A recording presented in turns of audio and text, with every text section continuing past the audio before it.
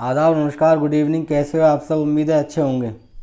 आज की कहानी एक दो ऐसे दोस्तों की कहानी है जो बचपन में भी स्कूल में साथ होते हैं, चाइल्डहुड फ्रेंड होते हैं। और जब वो थोड़े से बड़े होते हैं, थोड़े बड़े होते हैं, तो स्कूल में भी साथ होते हैं और कॉलेज में भी साथ होते हैं। पर उसके बाद एक वक्त ऐसा आता है कि एक दोस्त अपने दूसरे दोस्त की पत्नी के साथ मिलकर उसकी हत्या कर देते हैं और उसकी माँ की भी हत्या कर देते हैं। तो आइए शुरू करते हैं कहानी। कहानी 2022 की है। मुंबई में एक जगह है सांता क्रूज, और सांता क्रूज के पास एक परिवार रहा करता था। उस परिवार के जो मुखिया थे वो थे कमल कांत जी। और कमल कांत जी का अपना एक गारमेंट्स की कंपनी होती है और काम अच्छा चल रहा था। और उनकी एक माँ होती है जिसका नाम होता है सरला देवी। सरला देवी काफ़ी बुजुर्ग होती हैं तो वो घर में ही रहती हैं। और कमल जी की एक सिस्टर होती है, वो शादीशुदा होती है, उसका नाम होता है कविता। वो अपनी ससुराल में रहती है। सब कुछ ठीक चल रहा था। कमल जी की 2012 में शादी होती है अरेंज मैरिज एक लड़की से जिसका नाम होता है काजल।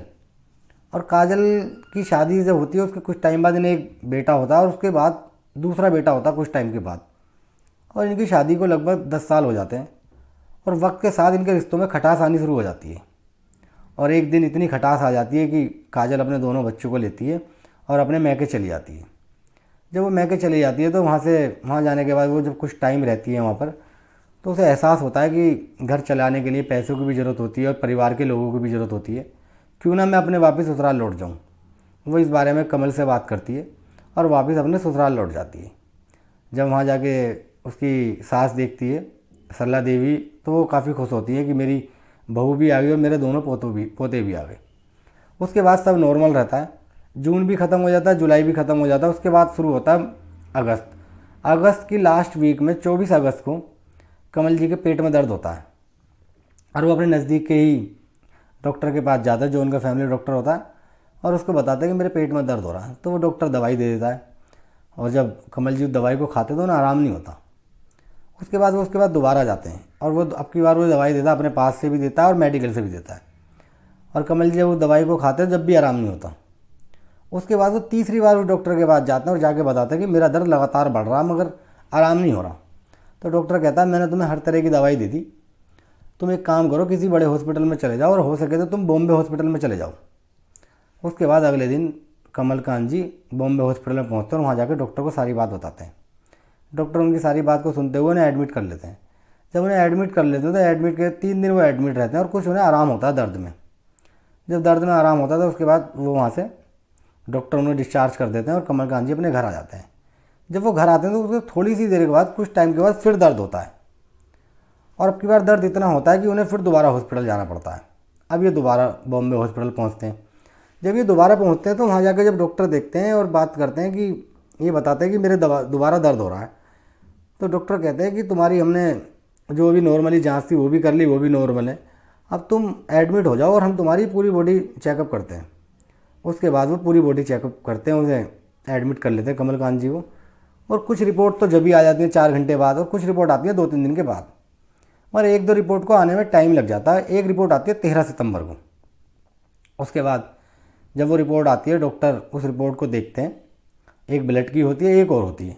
जब उस रिपोर्ट को देखते हैं तो हैरान रह जाते हैं कि ये रिपोर्ट कैसी, ना तो उन्होंने कभी सुनी ना कभी उन्होंने अपने डॉक्टर एक्सपीरियंस के हिसाब से कभी उन्होंने ऐसा देखा। उसके बाद वो नज़दीक के पुलिस स्टेशन में फ़ोन करते हैं, उनको सारी बात बताते हैं। तो पुलिस वाले पूछते हैं कि ऐसा क्या है जो आप हमें दिखाना चाहते हो। तो डॉक्टर कहता है आप एक बार मेरे हॉस्पिटल में आइए और फिर आपसे मैं बात करता हूँ, फिर मैं आपको बताता हूँ। उसके बाद पुलिस की एक टीम हॉस्पिटल पहुँचती है और वहाँ जाने के बाद डॉक्टर उनको बताता है कि हमारे यहाँ एक पेशेंट एडमिट है और वो दूसरी बार एडमिट हुआ है और कमल कांत जी नाम है उसका। उसके बाद वो पुलिस पूछती है तो इसमें नया क्या है। तो वो बताते हैं कि ये जो बंदा है इसके पेट में लगातार दर्द है और हमने हर तरह की मेडिसिन इसको दे दी, मैं इसको आराम नहीं हो रहा। उसके आराम ना होने की वजह जो है वो अब सामने आई है। और वो जो दर्द होने की वजह है वो ये है कि इसकी जो अर्सेनिक है वो 400 गुना और थैलीमिया 350 गुना बढ़ी हुई है। इतनी बढ़ने पर तो आदमी की मौत हो जाती है। और ये जो है एक तरह का स्लो पॉइजन है और इनको ये कहीं बाहर से दिया जा रहा है। पुलिस सोचती है कि किसने दिया होगा। वो इतनी पुलिस से डॉक्टर से बातचीत करती है। डॉक्टर कहता है ये शरीर में कम ज़्यादा तो होता मगर इतना नहीं होता, 400 गुना और 350 गुना का बढ़ना। उसके बाद पुलिस कहती है कि पेशेंट तुम्हारे यहाँ एडमिट है। वो कहते हैं हाँ एडमिट है। तो वो कहते हैं चलो पूछताछ करते हैं। तो पुलिस बिना पूछताछ करे ही वहाँ से निकल जाती है। अब उसके बाद आती है 19 सितंबर। और 19 सितंबर को कमल कांत जी की मौत हो जाती है। उसके बाद वही डॉक्टर उसी पुलिस को फ़ोन करता है पुलिस थाने में, और वही पुलिस वाला फिर आता है।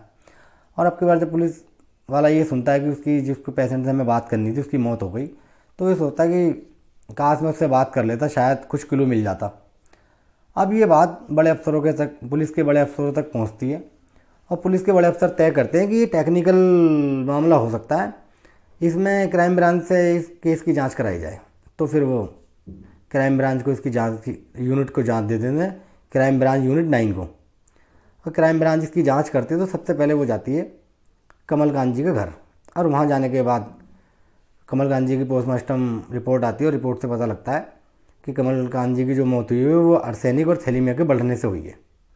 रिपोर्ट पुलिस के पास होती है, और पुलिस उनकी बहन से पूछताछ करती है, कविता से पूछती है कि तुम्हारे भाई और भाभी के रिश्ते कैसे थे।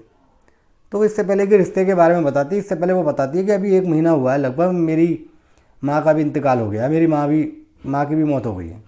पुलिस जब ये बात सुनती है और वो पूछती है कि तुम्हारी माँ की मौत कैसे हुई, तो वो बताती है कि माँ के भी सेम ऐसे ही दर्द उठा था, और जैसे ही हम हॉस्पिटल लेके पहुँचे, तो बस पहुँचे ही थे तो वो इतने किसी तरह की जांच होती, इतनी देर में उनकी मौत हो गई, तो इसलिए कुछ हुआ नहीं, उनको लाके फिर हमने उनका अंतिम संस्कार कर दिया।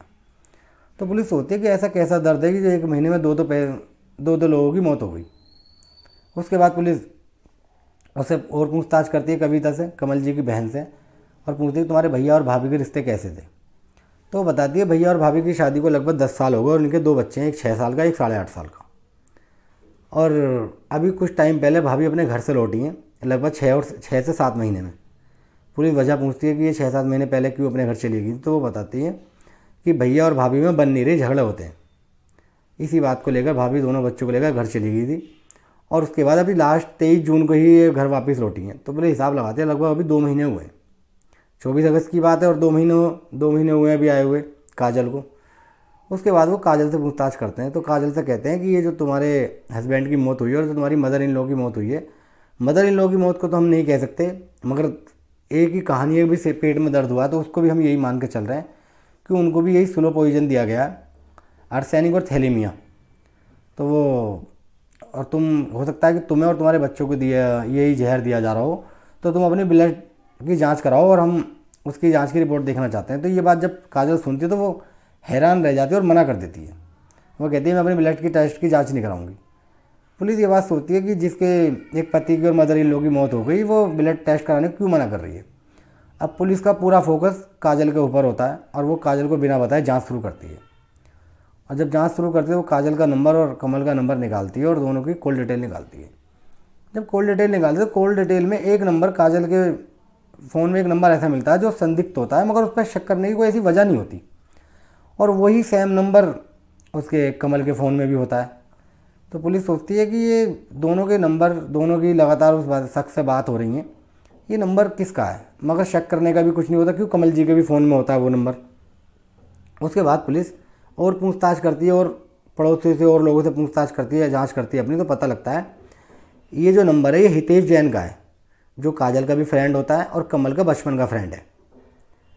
उसके बाद पुलिस और पता लगता है पुलिस को कि जब इन दोनों में झगड़ा हो जाया करता था, तो काजल या फिर कमल इसको फ़ोन करते थे हितेश को, और वो आके इन्हें समझाता था, इन दोनों की सुलह कराता था।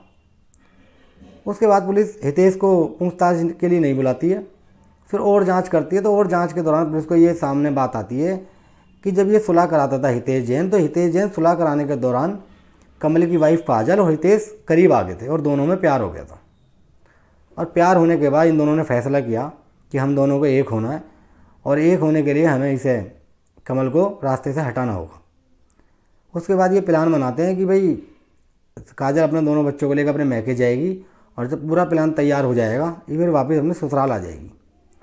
और काजल ऐसे ही करती है। काजल अपने जनवरी में लगभग 2022 में दोनों बच्चों को लेकर अपने मैके पहुंच जाती है, और वहाँ इसके हितेश जैन के लगातार टच में रहती है, और 1-2 बार ये मिलते भी हैं।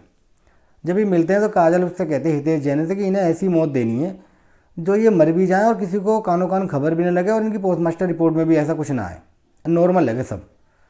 तो उसके बाद हितेश जैन काफ़ी लोगों से पता करता है मेडिकल लाइन में, और गूगल करता है। काफ़ी मेहनत करने के बाद, काफ़ी 2-3 महीने लगाने के बाद उसे एक रिजल्ट हाथ आता है। गूगल से उसे पता लगता है कि एक थैलेमिया नाम का एक पॉइजन है, जहर है, और वो इंडिया में बैन है। अगर वो दे दिया जाए तो उससे धीरे धीरे मौत होगी मगर पता नहीं चलेगा किसी को। अब ये सोचता है कि इंडिया में बैन है तो कैसे मंगाया जाए, तो इसे ही पता लगता है गूगल से ही कि इसको केवल मेडिकल लाइन वाले जो मेडिकल की दवाई वगैरह बनाते हैं, जो लाइसेंस होता है उनके पास, वही इसको मंगा सकते हैं। उसके बाद ये एक नकली कंपनी बनाता है गूगल पे, और बनाने के बाद गूगल उसको मंगा लेता है। और जब ये उसके पास आ जाता है तो ये काजल को बताता है कि पूरा प्लान तैयार है और वो थैली में जो जहर है वो मैंने मंगा लिया है।